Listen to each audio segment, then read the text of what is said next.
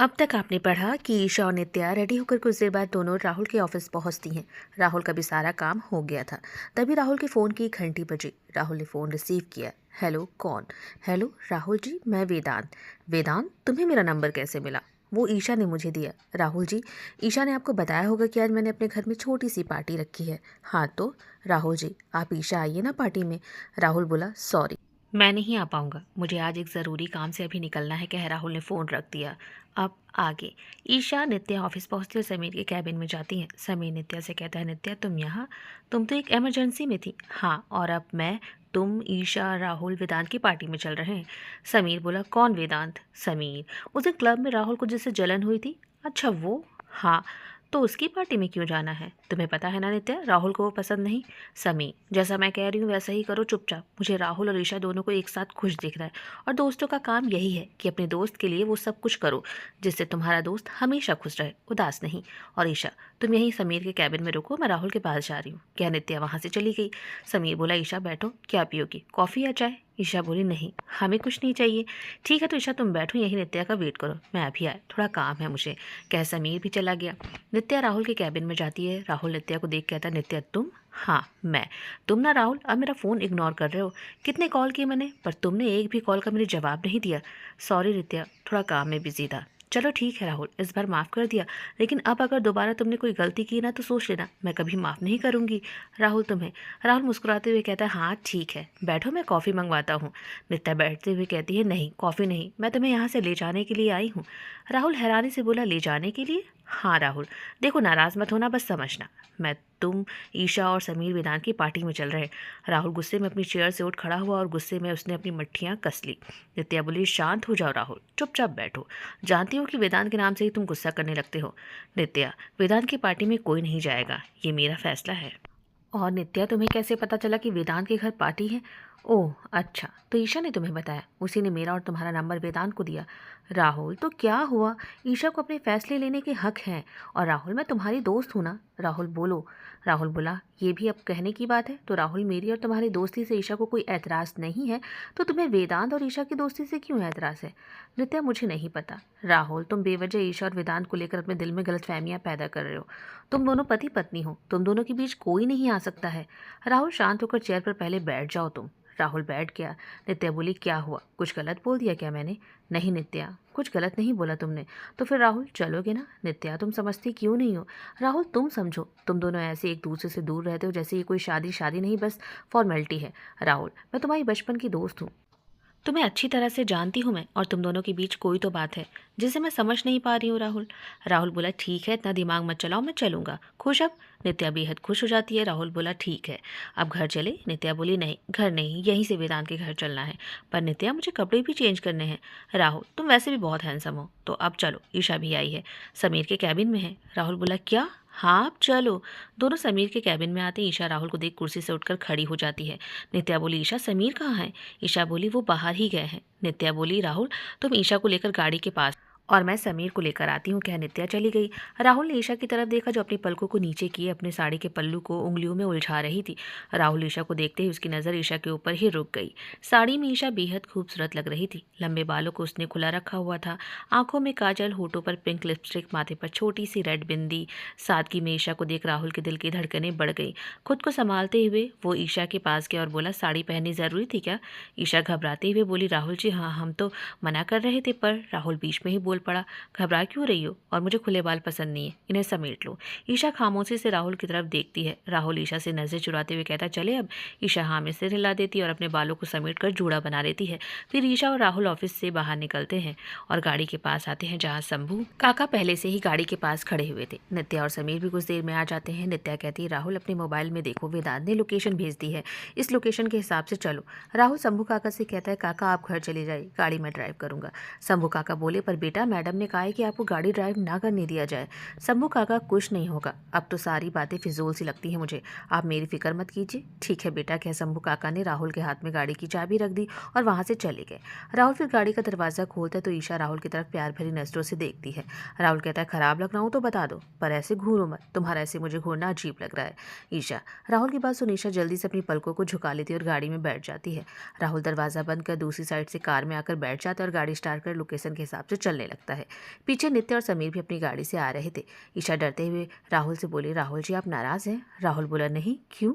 राहुल जी आप वेदांत को पसंद नहीं करते, हमें पता है, पर नित्या की बात हम टाल नहीं पाए। राहुल मुस्कुराते हुए बोला, क्या बात है, आज वेदांत जी के बजाय वेदांत? अच्छा लगा मुझे ये सुनकर तुम्हारे मुंह से। वैसे ठीक है, कोई बात नहीं, पर याद रहे कि उस चिपकू से तुम दूर ही रहना, वरना मैं सच में बहुत नाराज़ हो जाऊंगा। वैसे तुमने बताया नहीं ईशा? ईशा हैरानी से बोली, क्या राहुल जी, यही कि मैं खराब लग रहा हूँ? ईशा बोली, नहीं, आप तो बहुत हैंडसम लग रहे हैं। राहुल ये सुन हौले से मुस्कुरा देता और ईशा भी शर्मा गई। कुछ दूर गाड़ी ड्राइव करने के बाद राहुल गाड़ी रोकता तो ईशा बोली, क्या हुआ? राहुल बोला, मैं अभी आया, वेदांत के घर जा रहे हैं, खाली हाथ जाना अच्छा नहीं लगेगा। कह राहुल गाड़ी से उतरा और सामने ही फूलों की शॉप पर गया और एक बुके लेकर जैसे ही मुड़ा तो उसे गुलाब नजर आए, जो राहुल को बेहद पसंद है।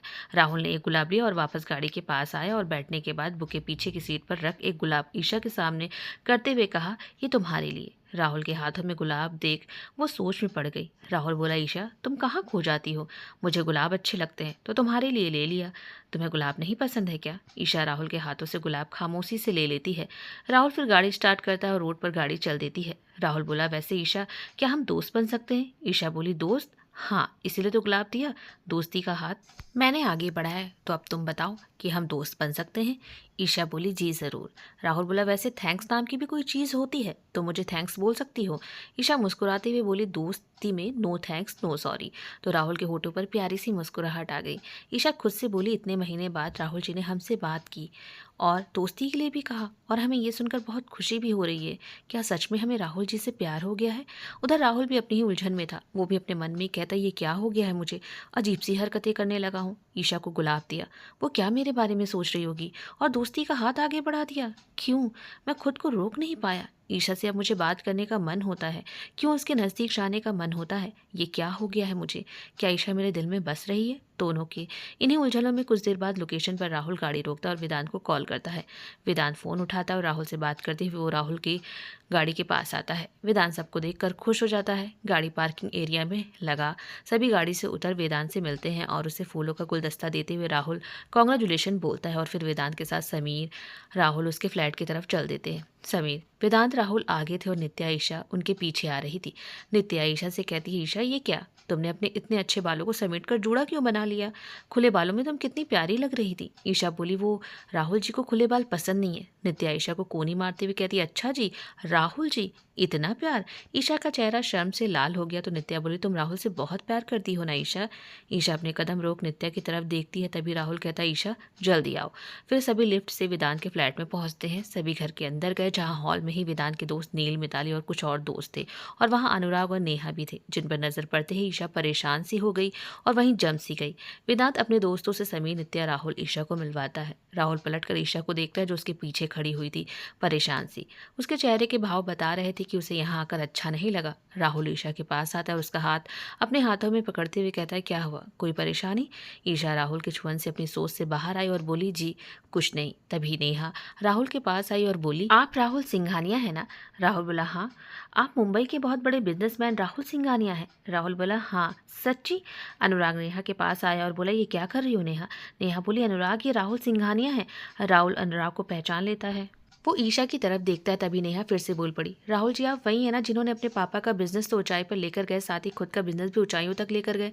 अगले मंथ आपको द बिजनेसमैन एयर अवार्ड मिलने वाला है। राहुल बोला, हाँ मैं वही हूँ, पर आप मेरे बारे में इतना कैसे जानती हैं?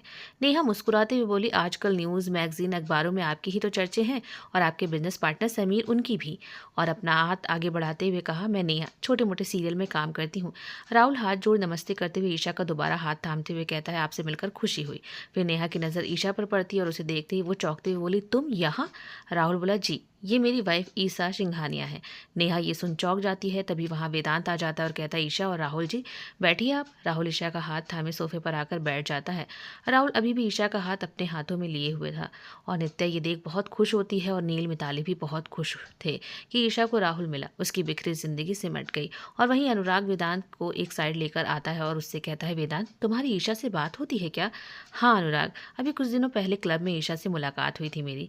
वेदांत, पर तुमने ये ठीक नहीं किया ईशा को यहाँ बुलाकर। वेदांत बोला, अनुराग तुम नहीं करना चाहते थे ईशा से शादी तो पछता क्यों रहे हो? वो अपनी दुनिया में खुश है, उसे खुश रहने दो। पर मैं तो खुश नहीं हूं ना वेदांत। अनुराग, नेहा को तुमने चुना था तो अब झेलो उसे, कह वेदांत सबके पास आ गया और पार्टी भी शुरू हो गई। सभी पार्टी एंजॉय करने लगे। नित्या, ईशा और बाकी सब एक साइड बात करते हैं और जेंट्स लोग एक साइड बैठे बात कर रहे थे। पर अनुराग की नज़र बार बार ईशा पर जा रही थी क्योंकि वो ईशा से बात करना चाह रहा था। तभी राहुल की नज़र ईशा की पीठ पर जाती है। ईशा का ब्लाउज डीप था जिससे उसकी पीठ साफ दिखाई दे रही थी। राहुल को ये अच्छा नहीं लगता।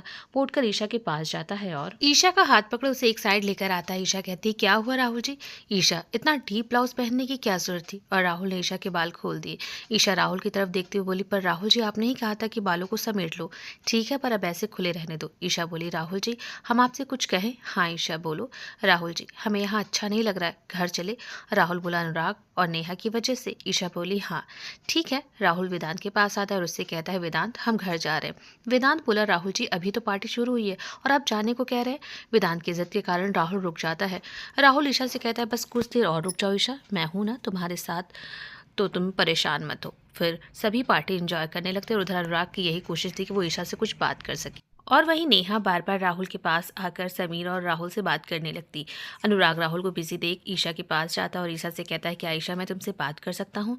ईशा कहती, हम। वो तभी ईशा की नज़र राहुल पर जाती है। वो उसे ही देख रहा था।